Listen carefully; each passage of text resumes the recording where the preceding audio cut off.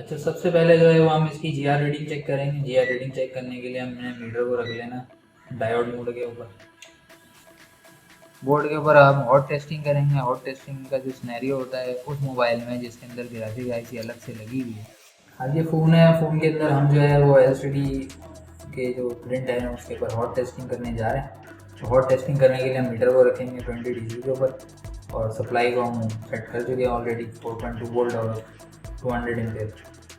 CPU से जो सारी लाइनें आ रही हैं इसमें दो लाइनें आपकी क्लॉक की होती हैं। क्लॉक का मतलब ये होता है कि किस वक्त स्क्रीन पे क्या आएगा, ये सीपीयू डिसाइड करता है। सही। तो जैसा कि आप देख सकते हैं इसके डायग्राम के अंदर कि ये दोनों प्रिंट आपस में क्या हुआ है, मिले हुए हैं, तो उसको हम चेक कर सकते हैं मीटर से।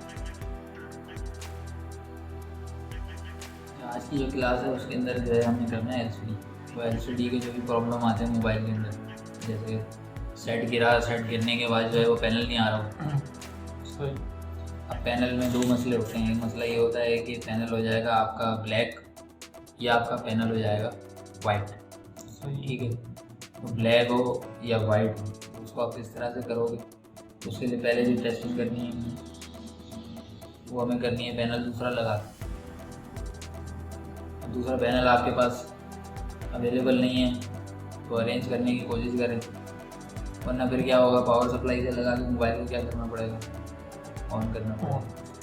अब किसी मोबाइल के अंदर अगर पैनल का कोई मसला है तो पावर सप्लाई से लगा के मोबाइल जब आप ऑन करोगे तो उसकी रीडिंग जो है वो 250-300 के बीच में स्विचिंग करेगी, मोबाइल ऑन हो जाएगा, पैनल में कुछ नज़र नहीं आएगा। आगे क्या है, पैनल दूसरा लगाते हैं और पैनल अगर आ जाता है दूसरा लगाने में तो ठीक है, नहीं आता है तो फिर सर्किट में कोई मसला है। सर्किट में काम करने से पहले हम क्या करेंगे, सर्विस करेंगे। पहले हम सर्विस करेंगे सर्किट के ऊपर जो कनेक्टर है जहाँ पे ये रिबन पैनल का कनेक्ट हो रहा है, जैसे स्टेट में यहाँ पे कनेक्ट हो रहा है।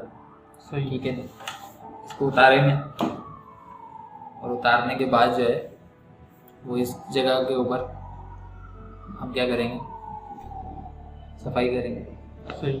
ठीक है, अब सर्किट के ऊपर सफाई करने के लिए हम सीटीसी या पेट्रोल वगैरह डाल के ब्रश से इसको क्या कर लेंगे, साफ कर लेंगे। ठीक है, रिबन के ऊपर हम अवॉइड करेंगे कोई भी लिक्विड यूज़ करने से, क्योंकि रिबन के ऊपर अगर आपने कोई लिक्विड डाल के ब्रश से साफ किया और रिबन के अंदर अगर थोड़ा बहुत भी जज्ब हो गया तो उससे फिर जब आप पैनल कनेक्ट करोगे तो पैनल के उड़ने का, खराब होने का खतरा हो। सही, तो पहले सर्विस कर लेंगे दोनों चीज़ों की। इसको ऐसे ही खाली ब्रश से साफ कर लेंगे और पिनें आपने गौर से देख लेनी है। बाद में ऐसा होता है कि सेट गिरने के बाद जो पिन वगैरह है वो दब जाती है, तब भी पैनल नहीं आ रहा होता, टचिंग नहीं बन रही। तो अगर माइक्रोस्कोप वगैरह है आपके पास उसके नीचे रख के देखोगे तो ज़रा अच्छी तरीके से आइडिया हो जाएगा। अब जीआर रीडिंग जो है इसमें दो तरह के पॉइंट होते हैं जो कनेक्टर में आ रहे होते हैं। एक सप्लाई के पॉइंट होते हैं, एक सिग्नल के पॉइंट होते हैं। सिग्नल के सारे पॉइंट सीपीयू से आ रहे होते हैं। सप्लाई के जो पॉइंट है ग्राफिक आईसी है आपकी और पावर आईसी है और लाइट आईसी है आपकी, वहाँ से आ रहा है। ये आगे चल के मैं बताऊंगा कौन कौन से पॉइंट के अंदर लाइट का प्रिंट है, ग्राफिक आईसी के या दूसरे प्रिंट है। तो इसके अंदर जो सप्लाई वाले पॉइंट है उसके अंदर 250 से लेके 800 जीआर रीडिंग आएगी और आपका जो सिग्नल वाले पॉइंट है उसमें भी 250 से 800 के दरमियान रीडिंग आएगी। अब इसमें भी सिनेरियो यही है कि रीडिंग अगर ज़्यादा आती है तो शॉर्टेज है और कम आती है तो। अगर आप जीआर वैल्यू के बारे में मज़ीद रीडिंग लेना सीखना चाहते हैं तो हमारे मुकम्मल मोबाइल कोर्स में एडमिशन लें और ground testing, hot testing, cold testing के बारे में मज़ीद सीखें। अब 4 ऐसी आईसी हैं जहाँ से कनेक्टर के ऊपर डेटा आ रहा होता है। अब नए मोबाइलों के अंदर जो जीपीयू आईसी है यानी कि ग्राफिक आईसी है वो बिल्ट इन करती है सीपीयू के साथ। अब किसी मोबाइल के अंदर अगर सीपीयू के साथ बिल्ट इन नहीं है, ग्राफिक आईसी अलग से लगी हुई है, तो वहाँ से भी 2 लाइनें आ रही होंगी। इसके अलावा पावर आईसी से आ रही होती है, डीसी टू डीसी आईसी से करंट आ रहा होता है और आपका सीपीयू ज़्यादा डेटा जो उसमें कनेक्टर पे आ रहा होता है वो सीपीयू से आ रहा होता है। अब ग्राफिक आईसी से 2 प्रिंट आ रहे होते हैं आपके। आप बोर्नियो स्कीमेटिक खोलो या कोई भी स्कीमेटिक टूल खोलोगे तो उसके अंदर एक लिखा होता है VSN और एक लिखा होता है VSP। तो VSN का मतलब होता है वोल्टेज सप्लाई नेगेटिव, VSP का मतलब होता है वोल्टेज सप्लाई पॉजिटिव। ठीक है, दोनों में से एक भी पॉइंट अगर नहीं आएगा तो ग्राफिक नहीं बनेगा आपका एलसीडी के ऊपर। दूसरा आपकी पावर आईसी है जो कि मेन पावर है, अभी हम डीसी टू डीसी आईसी की बात नहीं कर रहे। तो यहाँ से एक मुस्तकिल वोल्टेज आता है जिसको वीरेज L6 कहते हैं। ये 1.8 की सप्लाई होती है। जैसे ही आप मोबाइल ऑन करते हो तो ये आना शुरू हो जाता है। अगर ये सप्लाई नहीं आए तब भी ग्राफिक नहीं आएगा स्क्रीन के ऊपर। ये सारे प्रिंट ऐसे हैं जो आते हैं आपके CPU से, ठीक है। अब इसको एक एक करके हम समझ लेते हैं। CPU से जो सारी लाइनें आ रही हैं, इसमें 2 लाइनें आपकी क्लॉक की होती हैं। क्लॉक का मतलब ये होता है कि किस वक्त स्क्रीन पे क्या आएगा, ये CPU डिसाइड करता है। सही। तो इसके जैसे क्लॉक P है तो इसी तरह से क्लॉक N भी होता है।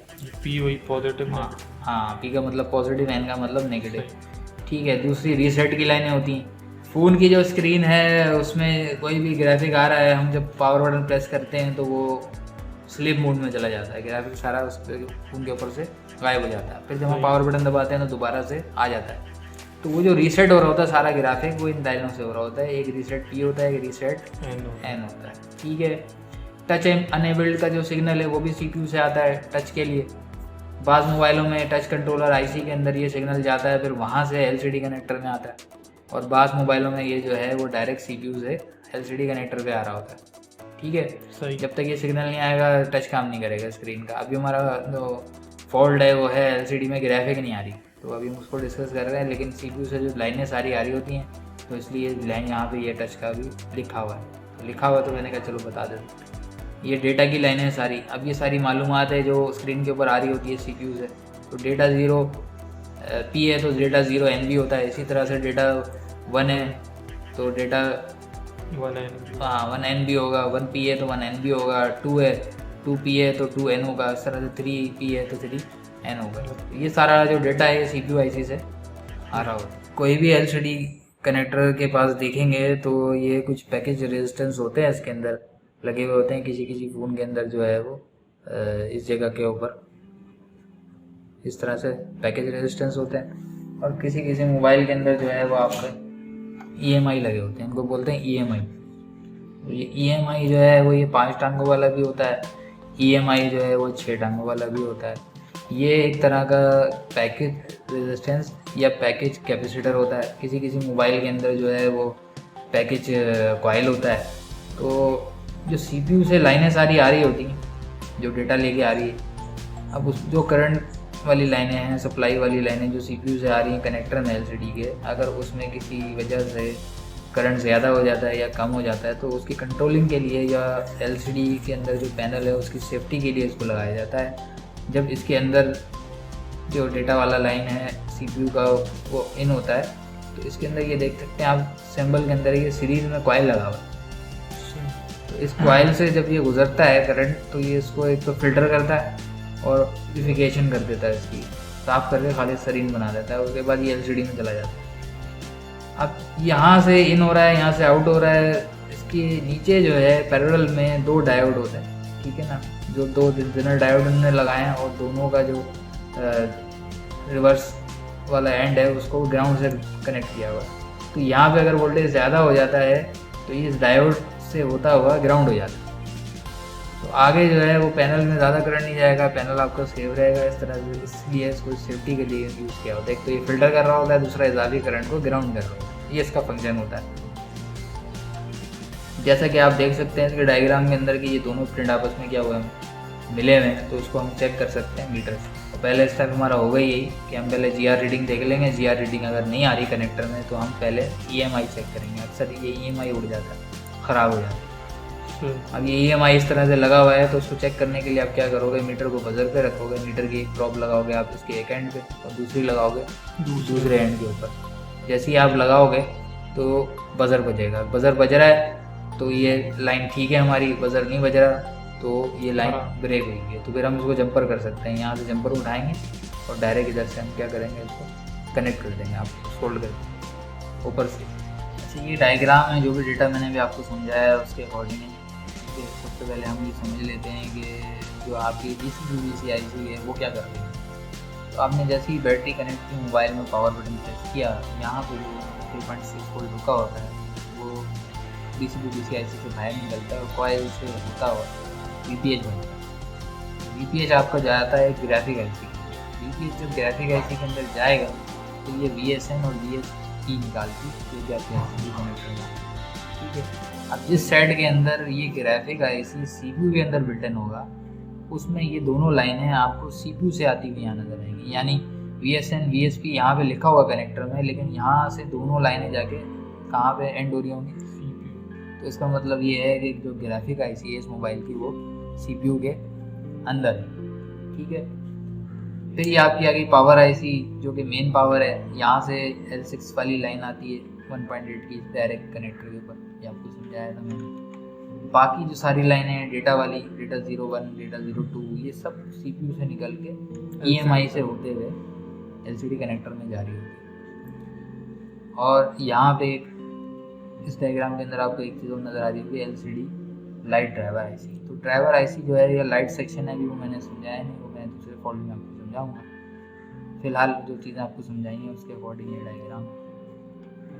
अब इसकी टेस्टिंग आप कैसे चेक करेंगे, बोर्ड के ऊपर इसकी टेस्टिंग आप किस तरह से करेंगे। बोर्ड के ऊपर हम हॉट टेस्टिंग करेंगे। हॉट टेस्टिंग का जो सिनेरियो होता है उस मोबाइल में जिसके अंदर ग्राफिक आईसी अलग से लगी हुई है, तो ग्राफिक आईसी के इन और आउट पे एक एक कैपेसिटर होता है। तो ग्राफिक आईसी के इन पे जो कैपेसिटर होता है, उस पर जिस पे VPH होता हुआ आईसी के अंदर जा रहा होता है, उस पर आपने चेक करने के 3.6 वोल्ट बन रहे हैं या नहीं बन रहे। आउट पे ग्राफिक आईसी के जो कैपेसिटर लगा होता है उस पर 5 वोल्ट बनते हैं। अगर 5 वोल्ट बन रहे हैं तो इसका मतलब ये है कि आपकी ग्राफिक आईसी जो है वो सही काम कर रही है, और 5 वोल्ट नहीं बन रहे तो फिर आपकी ग्राफिक आईसी में मसला है, ठीक है। उसके बाद ये आपका आ जाता है ये पावर आईसी। पावर आईसी से जो आ रहा है आपका, आ रहा है 1.8 की सप्लाई आ रही है। तो ये भी आप कनेक्टर पे देखेंगे तो कनेक्टर में बहुत जितने भी प्रिंट है उसमें से एक प्रिंट के अंदर 1.8 की क्या होगी, सप्लाई। बाकी जो CPU की लाइनें हैं जो कनेक्टर पे आ रही होती हैं, उसमें हॉट टेस्टिंग करने पे जब आपका मोबाइल ऑन हो जाएगा तो पैनल के ऊपर जो कनेक्टर है वहाँ पे 0.22 रीडिंग आती है। ये रीडिंग स्विच ओवर होती रहती है, मतलब कॉन्स्टेंटली 0.22 नहीं रहती, 0.12 भी हो जाती है, 1.8 भी हो जाती है, 2.2 भी हो जाती है, 2.4 भी हो जाती है। तो उसमें स्विचिंग रहती है। लेकिन जो CPU की लाइनें हैं वो आप इस तरह से पहचानेंगे कनेक्टर के ऊपर भी, तो उसमें ये रीडिंग आ रही है। अगर आप no display, no LED light और नया पैनल लगाने पे फ़ोन ऑन नहीं हो रहा, नए एंड्रॉयड मोबाइल नई ब्रांड्स के ऊपर काम को सीखना चाहते हैं, तो हमारे स्मार्टफोन रिपेयरिंग कोर्स में दाखिला लें। नीचे दिए गए नंबर पे रब्ता करें। अच्छा, सबसे पहले जो है वो हम इसकी GR रीडिंग चेक करेंगे। GR रीडिंग चेक करने के लिए हमने मीटर को रख लेना डायोड मोड के ऊपर, और ये हमने इसका कनेक्टर निकाल दिया। अब हम क्या करेंगे, रेड वाली प्रॉप को कर देंगे ग्राउंड, और ब्लैक वाली से हमने चेक करना है। ये रेड को हमने कर दिया ग्राउंड, रेड को हमने ग्राउंड कर दिया, ब्लैक से हमने चेक करना है। ये देखिए ये ग्राउंड आ रहा है, ये GR रीडिंग आ रही है इसकी 250, ये भी 250 इनको आ रहा है, सब GR रीडिंग है। ये ग्राउंड है, जो पॉइंट ग्राउंड है वहाँ से 000 आता है। तो इस तरह से आपने GR रीडिंग लेनी है हर जो इसका प्रिंट है उसकी। अब ये फ़ोन है, फ़ोन के अंदर हम जो है वो LCD के जो प्रिंट है उसके ऊपर हॉट टेस्टिंग करने जा रहे हैं। तो हॉट टेस्टिंग करने के लिए हम मीटर को रखेंगे 20 DC के ऊपर, और सप्लाई को हम सेट कर चुके हैं ऑलरेडी 4.2 वोल्ट और 200 एम्पेयर। अब हम जो है वो सप्लाई के दोनों प्रॉप्स लगाएंगे मल्टी कनेक्टर, मोबाइल को ऑन करेंगे, और ऑन करने के बाद हम इसके LCD कनेक्टर के ऊपर रीडिंग लेंगे। ये मैंने कनेक्ट कर दिए सप्लाई के दोनों पॉइंट, और एम्पेयर पे आप देख सकते हैं कि रीडिंग बिल्कुल 0 है, मोबाइल में कोई इशू नहीं है। हमने इसको पावर बटन प्रेस करके ऑन करा, ये वाइब्रेट हुआ है मोबाइल, अब ये ऑन हो चुका है, ये एम्पेयर लेना शुरू हो गई। इसका पैनल ख़राब है, लेकिन क्योंकि हमने रीडिंग लेनी है कनेक्टर के ऊपर तो पैनल ख़राब भी तब भी चलेगा। आप देख सकते हो सर्विस लाइट वगैरह सब कुछ आ रही है।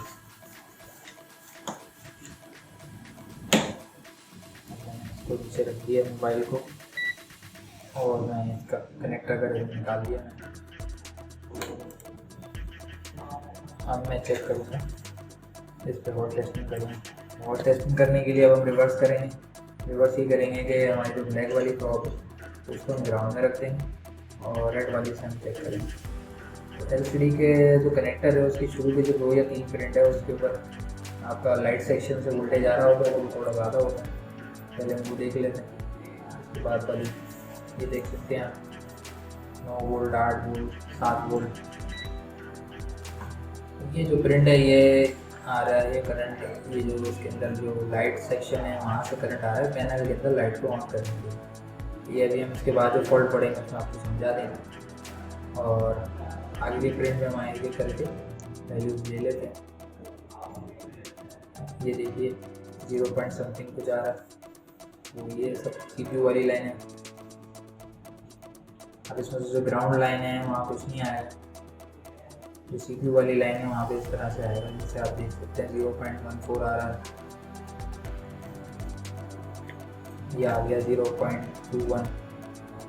ये सब CPU की लाइन है। जो ग्राउंड लाइन है वहाँ से कोई होता ही नहीं।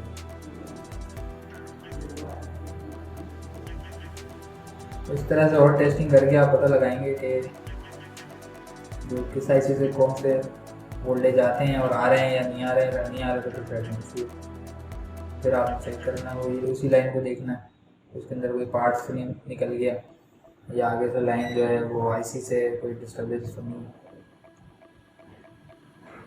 ये देख सकते हैं।